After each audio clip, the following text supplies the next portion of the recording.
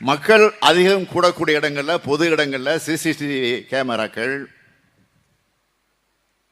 மருத்துவ சுகாதார நிலையங்கள்ல பெண்கள் மற்றும் குழந்தைகள் நலனுக்காக உயர்நல சிறப்பு பிரிவு, தரமான குடிநீர் வழங்குதல் போன்ற பல்வேறு திட்டங்கள் உருவாக்கப்படும். அது மட்டுமல்ல, இந்த பகுதி மக்களுடைய நீண்ட நாள் கோரிக்கைகளை ஏற்று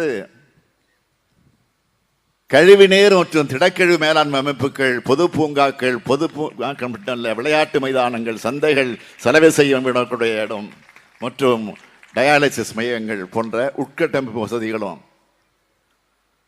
வடசென்னை முழுக்க முக்கியமான இடங்கள்ல நிறுவப்படும். இன்னும் இருக்கு. 640 கோடி ரூபாய் செலவில் கொடுங்கையூர்ல உயிரை அகழ்ந்தெடுத்தல் திட்டம்,